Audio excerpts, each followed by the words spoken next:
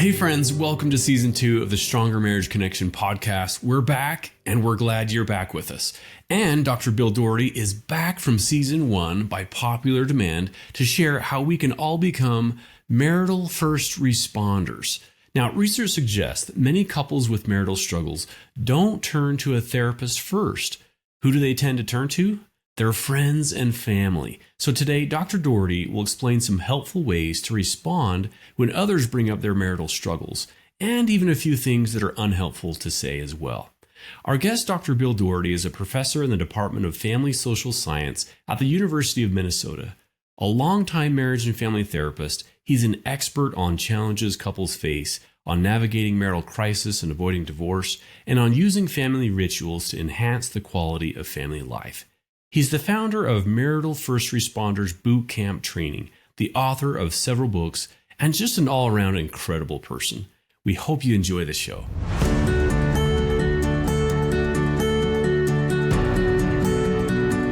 Welcome to Stronger Marriage Connection. I'm Dr. Liz Hale, clinical psychologist, along with my friend, Dr. Dave Schramm, the professor of all. And we are dedicating our life's work to bringing you the best we have in valid marital research, along with a few tips and tools to help you create the marriage of your dreams. All right, Dave, let me ask you this question. Yep. Are you there? Yeah, there you are. When people are worried or upset about their marriage, who are they going to turn to first, right? Who do they turn to, a marriage professional or a personal friend or family member? It's going to be friend almost all the time. I hope that's what, at least my case. Research shows, you're so right, that there are millions of these natural confidants, people who others trust with their marital concerns. But who helps these confidants become more confident in their role of marital first responder, we call them? Well, the answer to that is our own Dr. Bill Doherty. He's the founder of Marital First Responders Boot Camp Training and one of our nation's top marriage scholars and therapists. Welcome back by popular demand, Bill, to Stronger Marriage Connection. Great to be with you again. Thank you for coming back with us. Now, not everyone with a marital problem turns to a marriage therapist, do they? Where does this idea of marital first responders come from, please? Well, the idea came to me after learning about something called mental health first aid training, which started in Australia some years ago. And the idea was that when somebody's having a personal mental health crisis, the people in their family, their neighbors, their friends are often the first person who knows about it. But they often don't know what to do. And sometimes they make it worse. Yes. And so they set up a training for people to be able to respond constructively when a loved one, a coworker, a neighbor is having a mental health crisis. And I learned about it and I watched some of the training and I thought, whoa, we ought to be doing this for marriage, relationship issues. And I looked at the research, and the research was kind of old, but it suggested that people turn to their friends and family members. So I decided to really get into it and make some research on it and develop a program. Good for you. Now, these are not about the professional conversations, are they? The paid conversations. These are the raw and the real everyday verbiage we're already having with our families and friends. Is that right? That's right. It's what happens over coffee, on the telephone. It's what happens after you say, "So how you doing?" What are you up to? It happens off the cuff when somebody, you're out for a walk with a friend and they register this complaint about what their spouse is like, at Thanksgiving with the in-laws. And they go, it drives me crazy. So what do you do then? Yeah. Yeah, what do you do? Good question. That's where you come in. Bill, I think that, and this is, something that we all want to be helpful. We want to have a listening ear, but perhaps we don't know what to say or how to respond or react to this. I think a lot of us struggle in being effective and supportive and what's my role in this. Can you help us understand kind of the first important step in being an effective marital first responder? Yeah, the most important thing is, be a good friend to that person, but also to their marriage. Okay, and so what is a good friend? A good friend listens, has empathy. It doesn't rush in with advice. But when I say a friend or empathic to the marriage, it's don't just jump to take your friend's side when they're talking about a struggle with their spouse. And that, because that's what's tempting. If somebody complains about their boss, a lot of us would go, "Oh man, bosses," or "I have one like that too," and we just sort of, okay, maybe that's not an optimal response, but that's what we do. Okay, um, but with their spouse, their marriage partner, that's a really important relationship, and we ought to be. So we teach, for example, how to be empathic to, that sounded like a hard conversation. That was really very difficult. I'm sorry you went through that. As opposed to, what a jerk. Why did he say that to you? Okay. That's then moving into side taking before we have much information. Mm-hmm. Okay. That's great. The numbers are really high, aren't they? You report something about 73% of American adults have been confident about problems in someone's marriage. That is So quite marriage a big... or close relationship. Sometimes it's a serious dating relationship. A committed relationship. So just to be clear there. Yeah. Yeah, I think that, thank you for that clarification. That is very high. So no wonder we feel a little bit overwhelmed. This is quite a big responsibility of what to say and what not to say. And I've made some of these mistakes, even though I'm a marriage therapist. You're not in marriage therapy, right? So besides being a good friend, what are some of the other do's and don'ts, would you say, Bill? Well, when you offer a perspective, maybe you share an experience, do so with humility, without direct advice giving. You should rarely give direct advice, but share. This is when my spouse and I face this. This is what helped us. That would be the positive thing. Share your experience, but be cautious about saying, "Well, I think what you ought to do is sit him down or sit her down and tell them blah blah blah." That would generally be a mistake, because you're not inside that relationship. And to keep in mind, you're getting one side of the story always. It's usually self-serving side of the story. And even if the other person did something that seems really outrageous, I'm not talking about abusive, but just like, whoa, where did that come from? There's often a backstory that you're not hearing. Yeah, he put down my mother, blah, blah, blah, blah, blah. And she's not telling you that 5 minutes earlier, she put down his mother. Okay, she's not saying that because what she said was accurate, whereas what her husband said was just, terrible, right? And so if you just jump in, the "isn't it awful" response, which can come out of us, isn't very helpful. So it's about being mindful. And if you're going to offer a perspective, share your experience. Your own. I love that. Okay, so be a good friend and be vulnerable enough to say, well, here's what happened in my marriage. This is in case it might be useful to you. Love those two. That's great, Bill. So, and I have a little story about that, if I could. Yes. Somebody had told me after one of our workshops that she had a good friend, who found out on a Monday that her husband had an affair. He confessed it. On Tuesday, of course, she was devastated. On Tuesday, she made an appointment with a lawyer, and Wednesday she was going to have, start the process of divorce. And the woman who took the workshop shared the story that she sat down with her friend and said, "I've never told you about this, and it's something I'm really embarrassed about. But some years ago, I had an affair on my husband, who the woman knew. I won't go into all what was going on in my life, but it was a terrible thing. And we worked it out, and we got help, and and we have a really good marriage." Well, that's brave. The woman canceled the appointment with the lawyer. Got help. Wow. That was bold, wasn't it? Bold and brave, and gave me goosebumps. Yeah. All from that conversation. And so we can be an influence, family, friends. And so you're saying, have compassion, be mindful. Don't jump in with too much advice. Don't take sides. Bill, are there other tips or do's or don'ts when someone approaches them and say, man, I'm really struggling?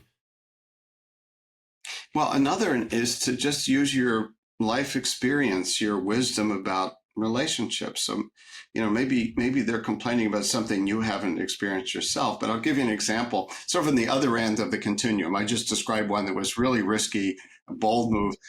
So my wife, who is a natural confidant, she was describing being at a quilt retreat with a lot of other women.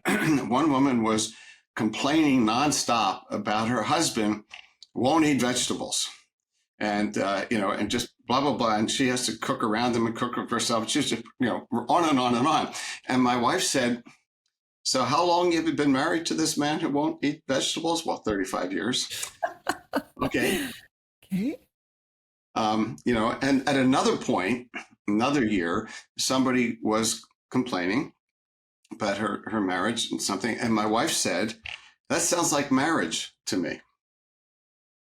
So what that one was, a normalizing intervention, okay, delivered with some lightness, with some experience, and so because part of what happens, people don't realize that other people have the same problems they do. That's what's so great about your show, it's people, other people experience that.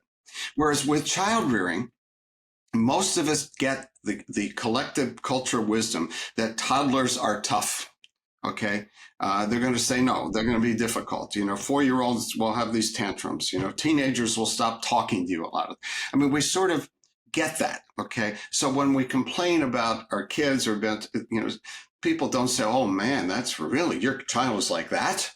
They usually go, "Yep. Sounds familiar." Yeah. Yeah. They know. And can you see how that helps? So comforting, It's right? comforting. Not alone. Yes. But with our marriages, we have this much more the zone of privacy, and people don't know that other people experience the same things. Bill, you mentioned a few of those. Are there themes? Are there common ones, kind of complaints that you hear frequently, that partners going to share with a family member or friend? Do you see the kind of themes that emerge?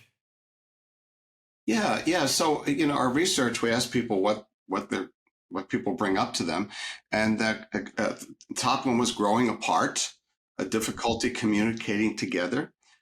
You'll like this one: spouse's annoying habits. Okay. And how the spouse spends money. And then, in the top 5 was thinking about divorce. The research shows that 1 out of 4 married people ages 25 to 59 at any given time are giving thoughts to divorce. It's pretty common. So those are some of the top 5. Now in the workshop, so when we teach people the skills, we have them practice around what John Gottman and his colleagues have found are two of the most common complaints that happen in marriage. And so we have people actually practice a friend of the same sex offering this complaint. So the wife is complaining that her husband doesn't participate enough, leaves things for her to do, and it isn't very open with her. So he doesn't show up emotionally, and he's not not participating enough in the work of the family. Okay, very common.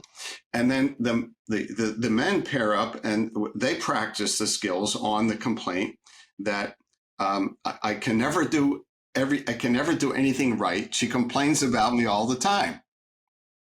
And so those are very, very common. Okay. And so when we have people, we teach skills of listening, empathy, affirming, offering perspective. We have them kind of role play those common responses.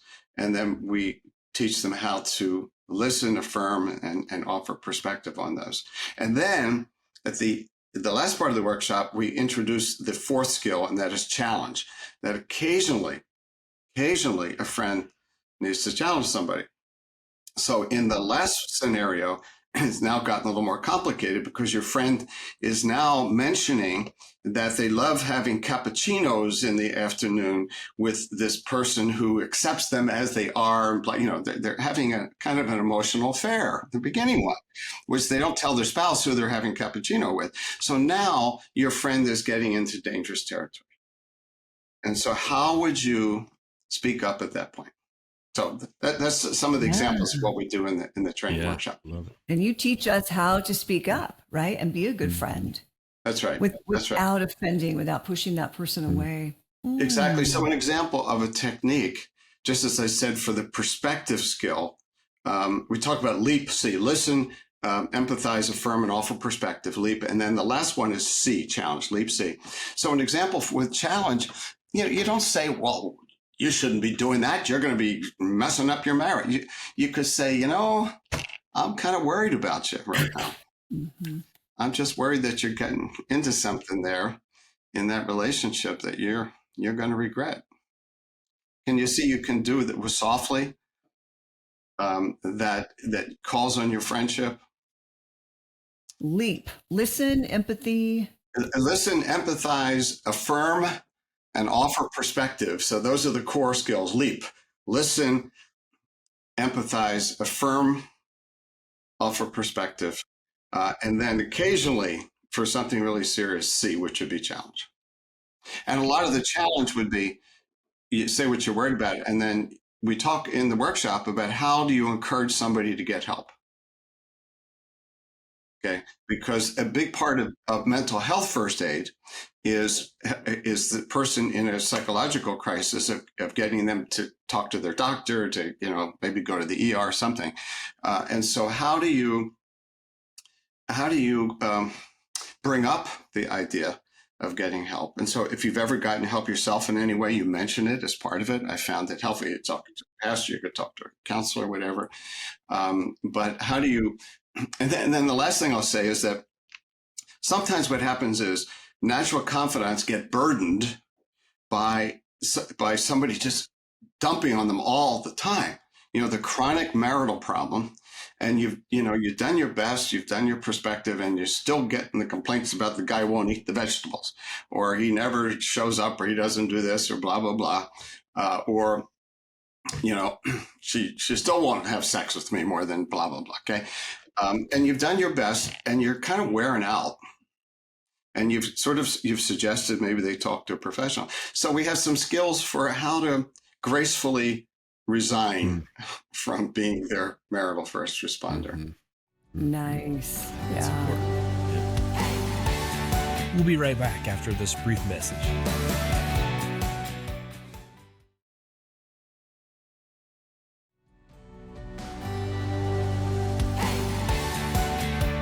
And we're back. Well, let's dive right in. Grace is the operative word there. It is nice to know that there is kind of a way out. It happens even in marriage therapy where a couple will go on and then I'll keep hearing from one of them, via text, kind of the rants and the raves. And it's really hard to know how to respond, how to be effective, and how to open the door of like, gosh, maybe it's time for another session.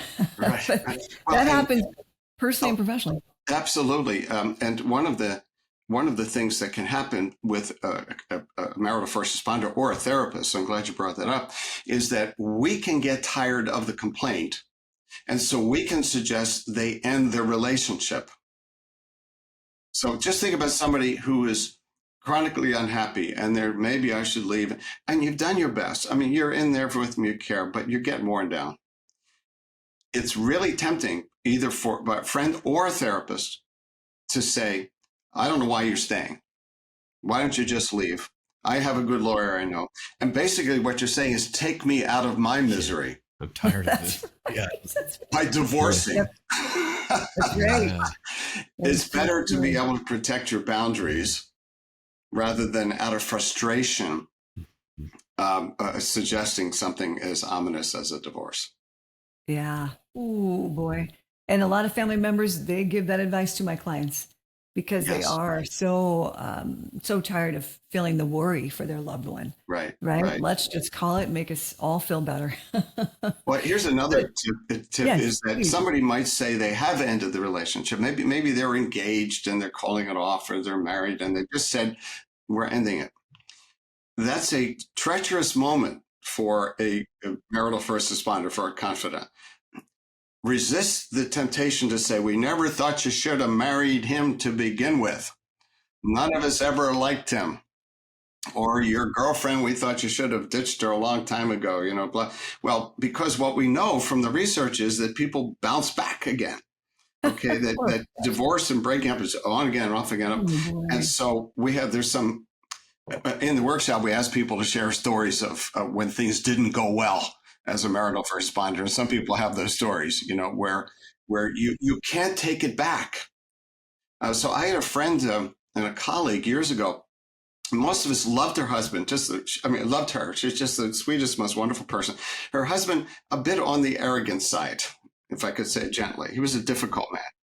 And so she came to work one day, we worked together, and she came into my office and said, well, it's over. I've decided to leave him and blah, blah, blah. And I'm so sorry. And I know they had gotten help. And, everybody else took that as an opportunity to say what they really thought of her husband. Well, they've been married for 65 years now. Oh my Okay? goodness. They bounced back from that. But you can't take it back. And something said to me, Bill, you don't have to, this is a moment to be with her now. Do not say what you think of her husband. And I was one of her few friends that did not use that as an opportunity to say what they thought of him. Yeah, I'm glad. Wow. So Very that hurts good. your friendship.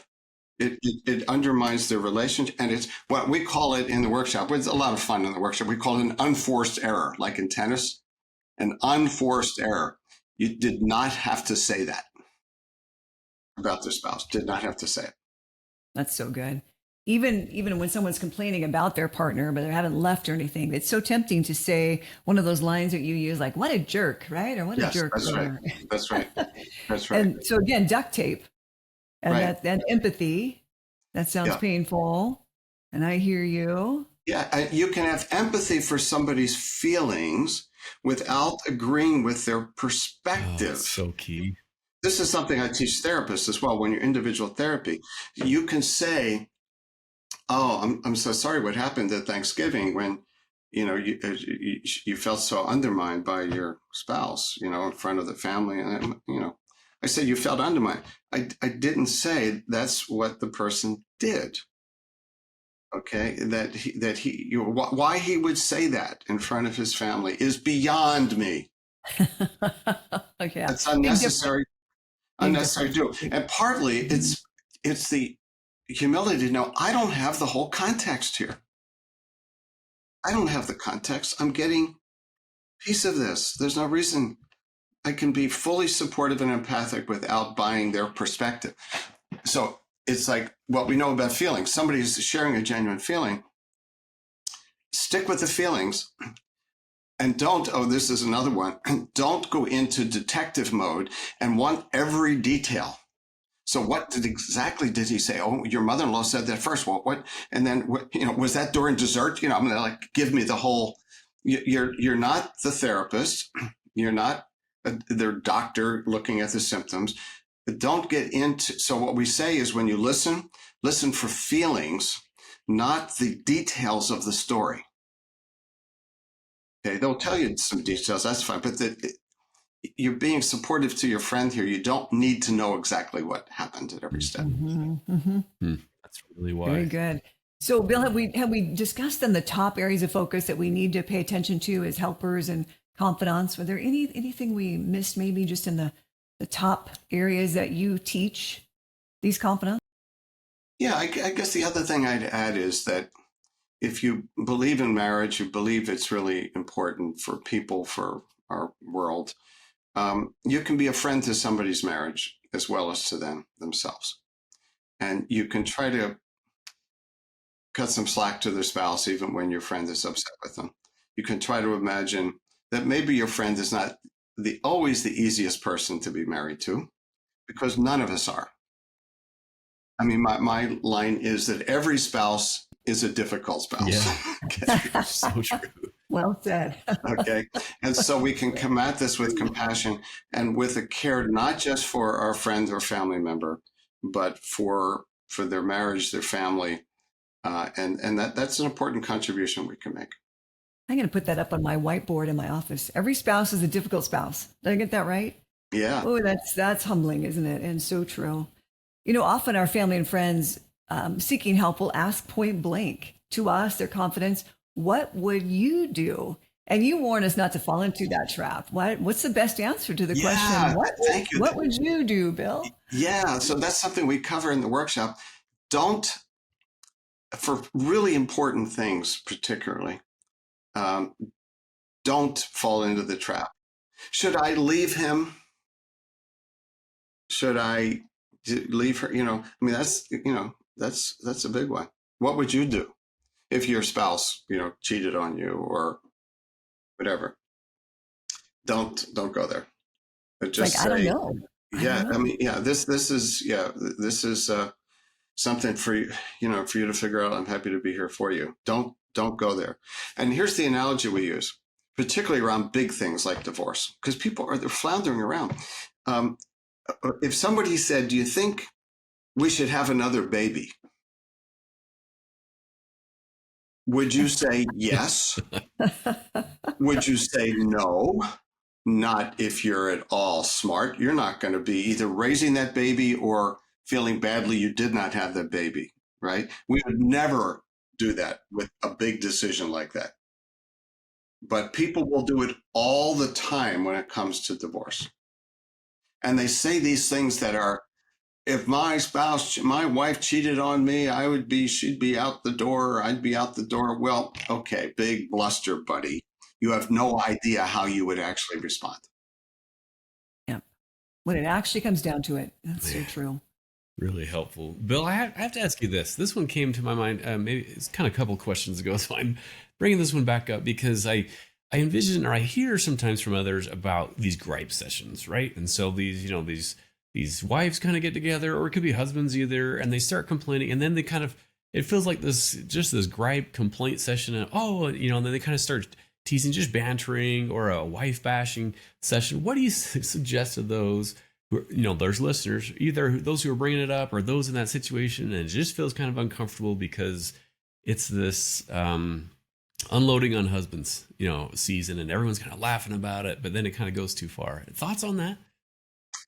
Yeah, that's a good one. The first is don't participate in it. Because in norms of reciprocity, of self-disclosure, there is this expectation that if somebody complains, women, I think, do this even more than men.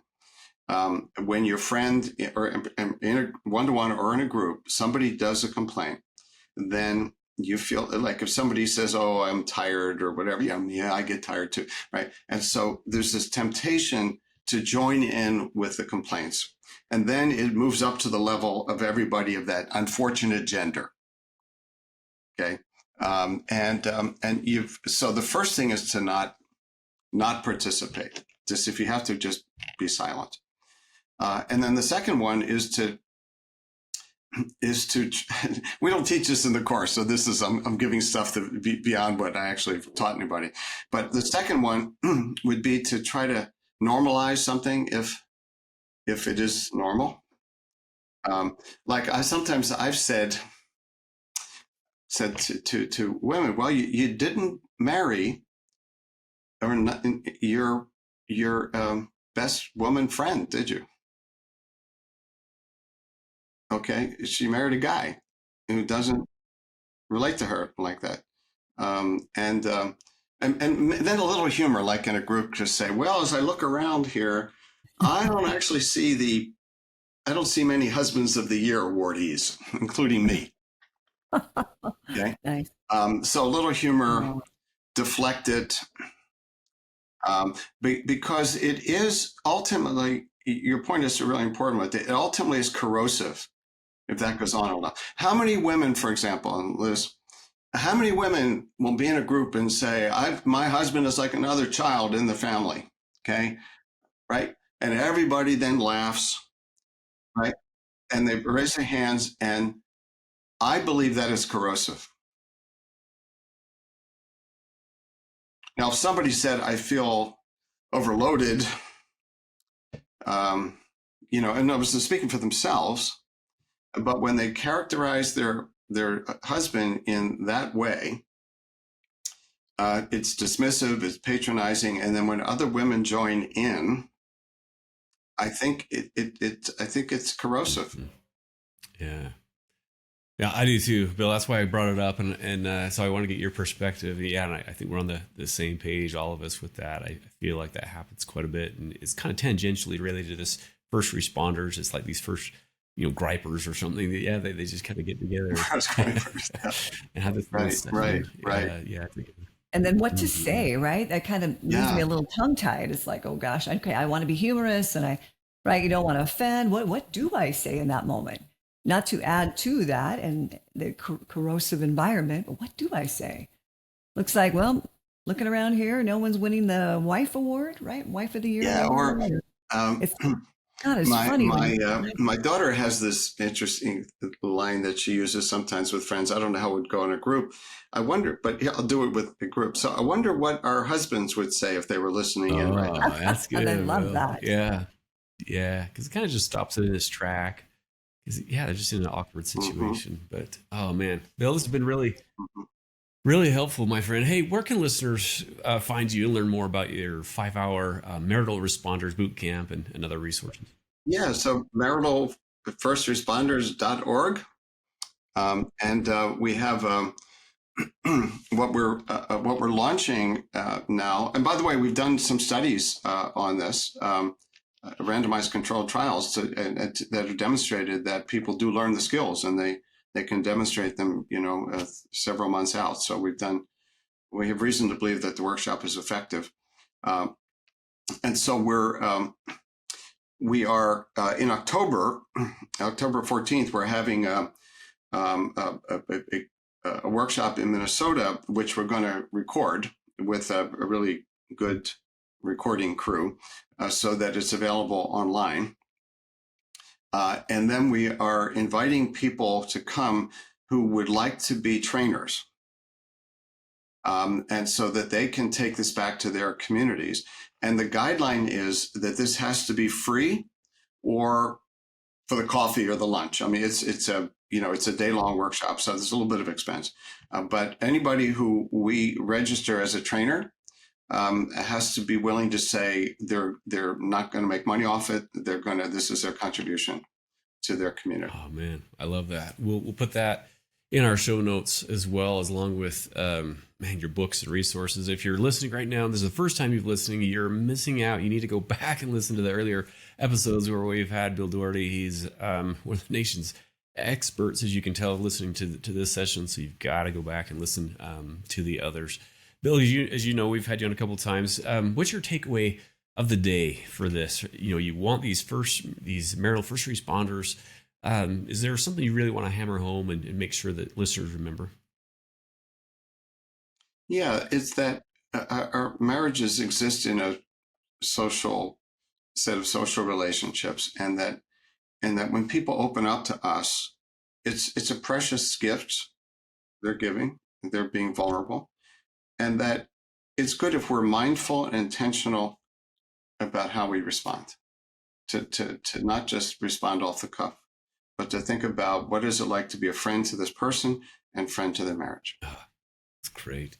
Liz, what about you? What's your takeaway of the day from our discussion with Bill? You know what? I love acronyms, right? Doesn't every therapist? Bill, love acronyms. I love LEAP. I'm going to really be thinking about that, of the listening, the being empathic, affirming, and keeping a perspective, positive perspective, and challenge where maybe it's required. Yeah, I'd love to do this workshop, Dave. Me too. Yes, and it's so needed. Oh man, we all need these. But it is. We all, I think many of us, if not all of us, find ourselves, the numbers say, 73% find ourselves in the role of confidant, and we need to be more confident. What's your takeaway, Dave, from our time with Dr. Bill Doherty I can today? just say the entire thing. I love everything Bill talks about. Look, something that stood out, though, Bill, was when you said specifically, you said something to the effect of we can have empathy without agreeing with their perspective. And I just thought, man, for some reason that hit me. Even with parent-child relationships, right, with teenagers or something, we can still show compassion and empathy for their situation, even if we don't agree with what's going on or choices. But that compassion, empathy, and understanding, awareness is key. And then I love your response, of course, to kind of that griping, that get together and bashing of wives or husbands. So I appreciate that as well. So I just had a thought too about going the opposite way. So me as needing a confidant, right? Needing a friend or family member to turn to. I want to be selective in who I'm going to turn to. I want to make sure that really is a true friend, and that they are a true friend to my husband as well, or to the marriage, that they are pro-marriage, that they are going to be supportive. yeah, so be mindful. I think that's Yeah. important to choose wisely. wisely. I love that, Liz. Yep, that's great. Well, Bill, thanks again for coming on, my friend. You're so great to come on with us again and share so much wisdom and information. And thank you so much to our listeners, and we'll see you next time on another episode of the Stronger Marriage Connection. Yep. And remember, it's the small things that create a stronger marriage connection. Thanks again, Bill. See you next Pleasure. time. Bye-bye. Thanks for joining us today. Hey, do us a favor and take a few minutes to subscribe to our podcast and the Utah Marriage Commission YouTube channel, where you can watch this and every episode of the show. When you hit the like button and leave a comment, your feedback helps us improve the show. And don't forget to share this episode with a friend. You can also follow and connect with us on Instagram at Stronger Marriage Life and on Facebook at Stronger Marriage. Be sure to share with us what topics you want us to explore or what you loved about today's episode. If you want even more resources to improve your relationship connection, visit our website at strongermarriage.org, where you'll find free workshops, webinars, relationship surveys, and more. Each episode of Stronger Marriage Connection is hosted and sponsored by the Utah Marriage Commission at Utah State University. And finally, a big thanks to our producers Rex Polanis and Alexis Alcott and the team at Utah State University. And you, our audience, you make this show possible.